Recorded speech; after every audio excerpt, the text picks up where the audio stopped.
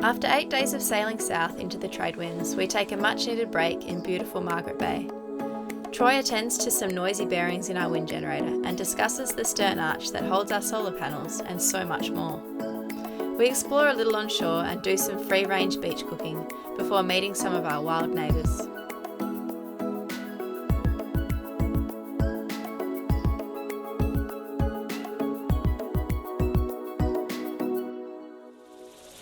Alright, well, we've stopped here in Margaret Bay and we've got a list of jobs to do. One of them is I'd like to quieten down our wind generator, so I'm going to replace the bearings and we're going to try sanding off those blades. Now, some people will be just like, you are just crazy to go anywhere near a wind generator when it's windy, and that's true. But we're in the trade wind belt now, so we've sort of got to do a workaround. So the first thing that we're going to do is we're going to go down and hit the electrical brake, and all that does is connects the positive and negative output on the wind generator together. You can hear that thing going crazy. That will slow it down a lot, but even any sort of spin on those things, you can still cut a knuckle or give yourself, a situation to deal with. So I'll show you what we do. Okay, so wind generator's going, and with these Air X's they come with a off switch. All right. So you can just hit that. If yours is malfunctioning, like I said, you can go to the back of the switch, get the red and the black wire and just join them together. It'll do exactly the same thing. So, instant quiet. So now if we go out and have a look, we'll see that the blades, they're still spinning, but they're spinning slowly. And this is not just a routine thing that you should do, but on boats sometimes things are not ideal. And so that's why we're showing it to you while there is a bit of wind. Alright, so here we are. It's spinning slowly, but if I got hit by those blades now, I know that it will give me a cut. So we'll use something that I don't really care about, and if we just hook it out of the wind and in fact go to the opposite. Now I've got it tamed and I've tied a bit of string here with a loop.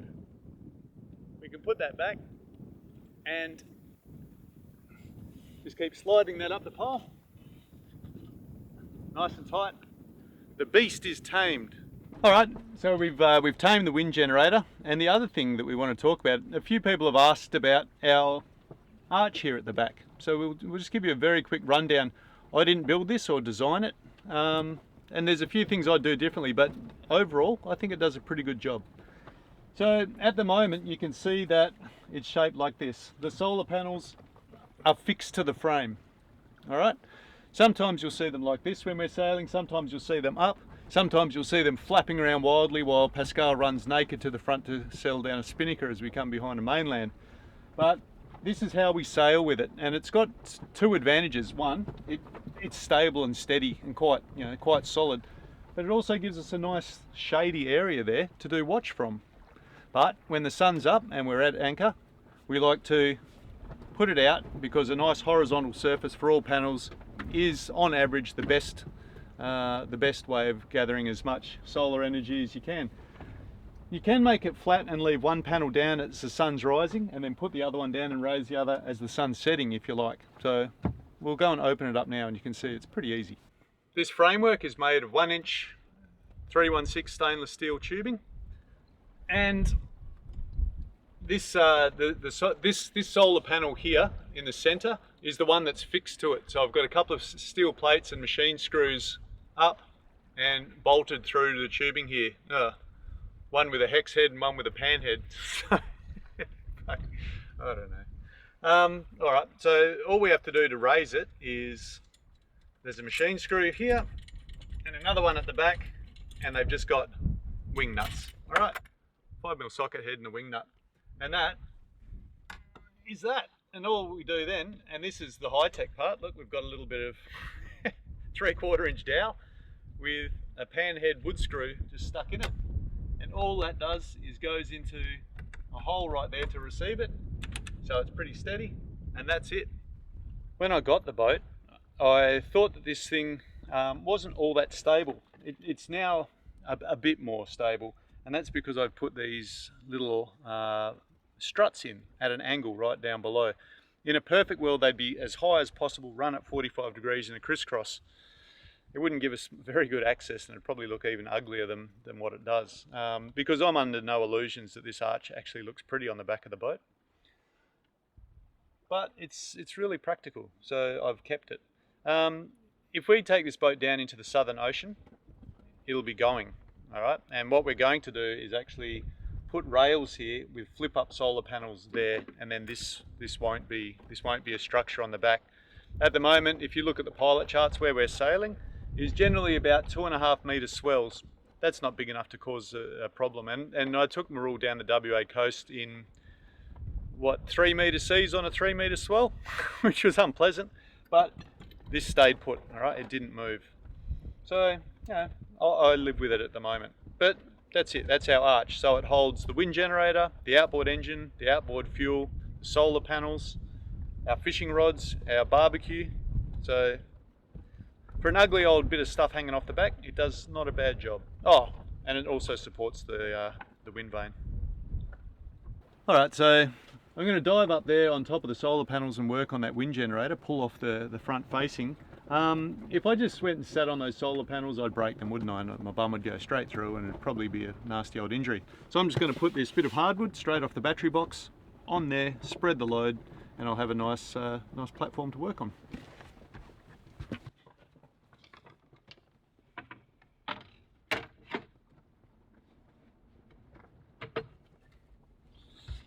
What am I going to need? Is that going to damage the solar panels? Hasn't yet. Whoa. It can't damage the solar panels. It's spread, the panels are slightly under the aluminium channel, so the load is being spread along that front edge and along the two channels on both sides. So it's transferring down into these corners of the arch.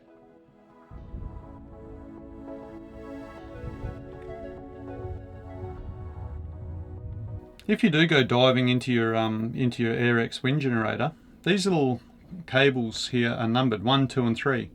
But what you'll see when you get up there, that it's actually, when you look at it and it's connected, you'll still have a circuit board. It won't be the abomination that I've got up there at the moment.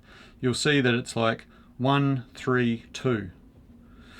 When you take the face off, just have your phone or a small camera and just take a photo or make a diagram or a note of which number hooks up. So when you go and put it back together, you'll know which numbers, because it's not as easy as 1, 2 and 3. Right? I don't know why they've done it like they have, but they have. So just be aware of it, that when you go inside your wind generator, those numbers will be in the order of something like 1, 3 in the middle, and then 2 on the end. But make sure you note it. That's the most complex thing you're going to face doing this job. In there is a bit of corrosion, and it's incredibly stiff. So let's just give this some light taps with the rubber end of my hammer. Yeah, I felt that go then.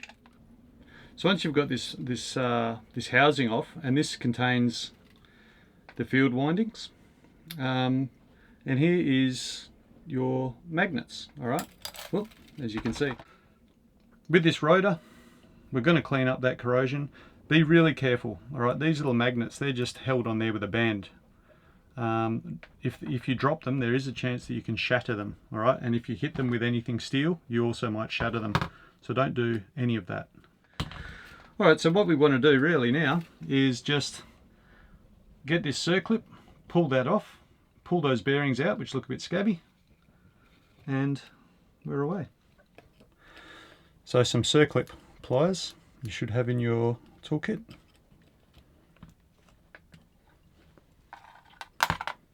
There we are. And will they come out? That's the question. Now these bearings don't want to come out of their own accord, so I'm just going to use a socket to drive them. Everyone's like, this that guy noise sounds crazy, hey? This guy doesn't know how to use a hammer. Look, he keeps hitting it with the handle. Oh, coming out. Still a bit recalcitrant. There we are. And out she has come. So what have we got? There's a couple of little preload springs in there. So it goes like this: bearing, preload springs, spacer, and another bearing. Yeah, look at that. Doesn't even want to spin. That's no good. How's this one? That one still spins, but look, it's got play. So the two bearings that you've got, and I'm using Fag brand, right? Fag, trust Fag. What are the numbers here? And this will be the same across SKF, whatever. If you go to your bearing supplier and ask for a 6203 bearing, these are a 6203 C2HRS and a 6203 C2Z. All that means is the one that says RS is rubber seal. And that one is going to be out in the environment for your bearing. It's rubber sealed, okay? So salt water can't give it an issue. So that face doesn't look too bad. It looks pretty good actually. But as is my want, I might just put a little bit of oil in there, just because I can. It'll just make my life a little bit easier slipping this bearing home. When you're going to put a bearing in any sort of housing, you want to make sure, now these ones, the bearings are acting on this inner sleeve, okay? So it's the outer housing that you can drive with. So if you get a socket that's the same size, if you went and got a socket that was the size of that inner race, you're going to damage the bearing, and that's not the way to do it. So, and I mean, some bearings are the other way around, but whatever's touching that housing, that is the size of drift you want.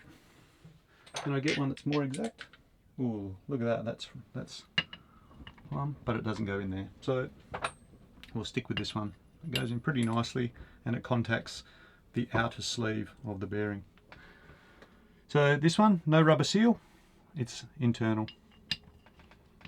In it goes. And it really pays to try and keep everything square when you're doing this. It's a lot easier if you've got a bearing press. We don't. Blam, straight home she goes. Okay, our next trick is to throw in our preload springs. There's two of those. And in they go. And again, I'll just use my socket to house them, and they just sit in there. And what they will end up doing is pushing this outer bearing against the circlip. Then inside there goes a spacer. All right, so there's no way of the bearing driving down again. And finally, our bearing with the environmental seal.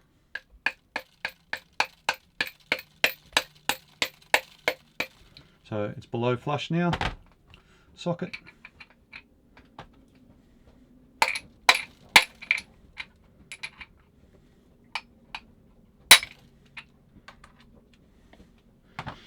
And now, because of those preload springs, it's going to want to push back a little bit. You can see that, okay? So we're going to have to push down on it when we try and get our circlip back in. I've done this without circlip pliers, and it's a pain, so get yourself some circlip pliers. There we go. So it was child's play, right? It's not a big deal replacing the bearings in your wind generator, so it is something. Carry some bearings with you. If you're getting ready for a big cruise, just why don't you get, and it's a nice still day and you don't have to risk life and limb stopping the wind generator, why don't you get up there and see about that? Because it is a basic bit of maintenance. You are going to have to do it if you've got a wind generator, and you know, you should feel confident about it. It's not a difficult thing to do. But again, like all of these things, it probably pay to get experience while you're near a chandler's or something, in case you lose something, or do it in a marina where it's relatively safe to go down and dive and recover whatever you've dropped. But it's all a bit pessimistic, isn't it? So the last thing that remains is just make sure that because that spacer, if you can see through there, it will flop up and down. So just line it up with your finger, get all the metal things that you've picked up with your magnet. And there's another thing. Don't put this down where you might have metal shavings or anything like that, because I guarantee you it will pick up everything and it'll be really grungy. Watch your fingers when you're putting it back in. These are a strong magnet and they can pinch. Blam. See that? They're good magnets. All right. We're off. We're going for an explore. We're gonna go For an explore. Yeah. We put boots on anyway, so it's going to be a rugged explore. It's shoe time, and hopefully we'll make it to Indian Bay. We'll see how we go. Some people often ask us, why don't you wear shoes? Aren't you worried about snakes? Well, sometimes. Today we're worried about snakes. Troy's told me it's Taipan country, so Yeah. Well, Birkenstocks were not an option. but we've got, yeah, whatever. Let's go.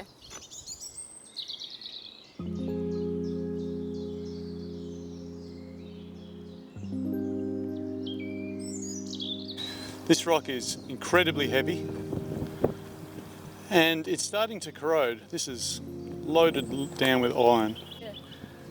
Heavy. Heavy.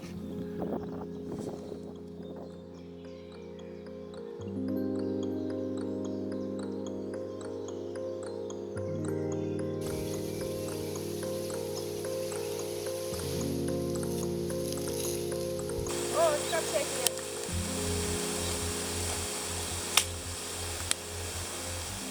Another scrub turkey mound here. It's got signs of being excavated in the top. The whole thing hasn't been demolished, so I don't think it's a pig. It might have been just the adult bird coming, because you can see there's a couple of different patches where it's dug. Come and help these little babbies out.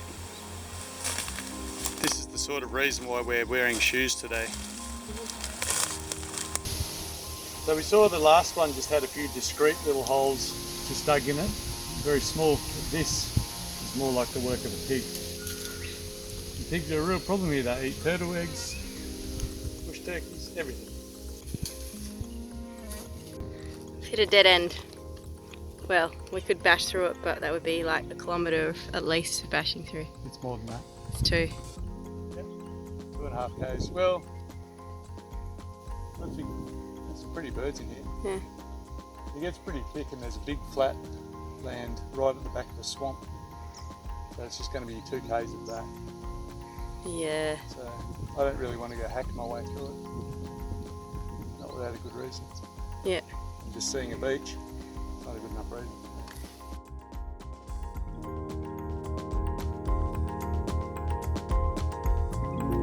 The beach we returned to was littered with starfish, but this wasn't some mass disaster. They're all well adapted to being exposed at low tide.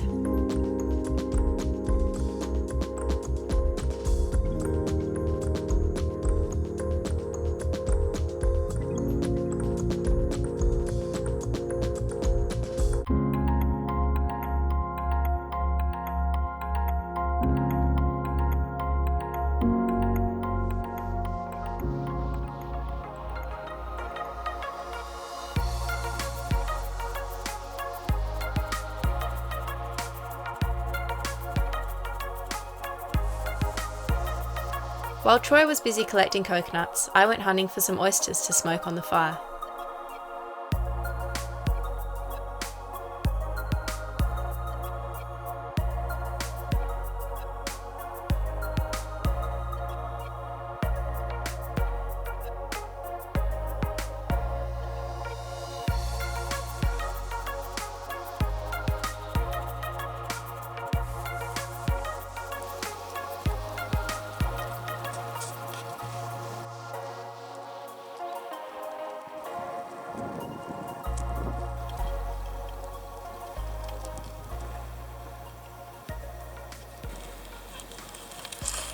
Whoa. She's ready.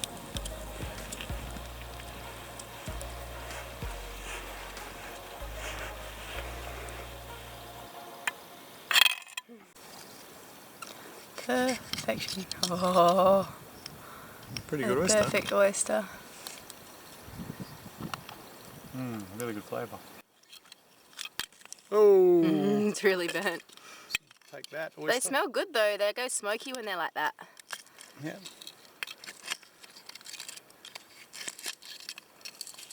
Oh, smoky one. What's that one going to be like inside? This one? Smoky. Oh, they're all smoky. Nice. There's one there.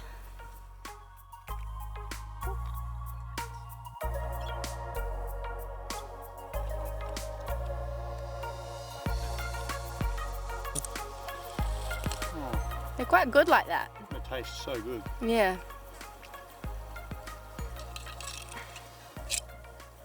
And down to the high tide mark they go.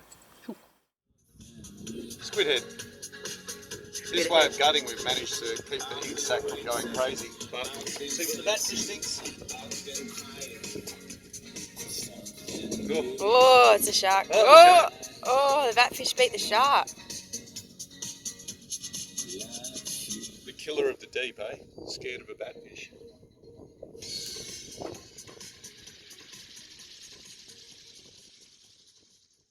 Even in death, squid are colourful characters. Here you can see the chromatophores expanding and contracting with the last electrical impulses left in the nervous system. Using these structures, squid can camouflage themselves as well as communicate with other squid.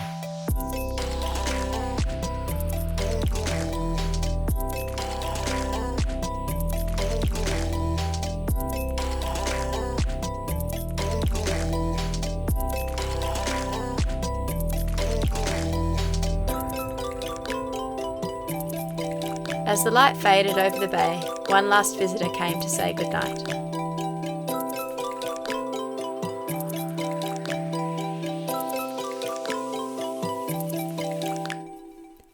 Thank you for tuning into Free Range Sailing. If you enjoyed the video, please give it a like, as it really helps get our video out to more viewers. If you'd like to keep track of us in real time, there is links in the description to our Facebook and Instagram page, as well as loads of other great information that you might find useful. Also, we'd love to hear your feedback and questions, so head on over to the comments section and drop us a line.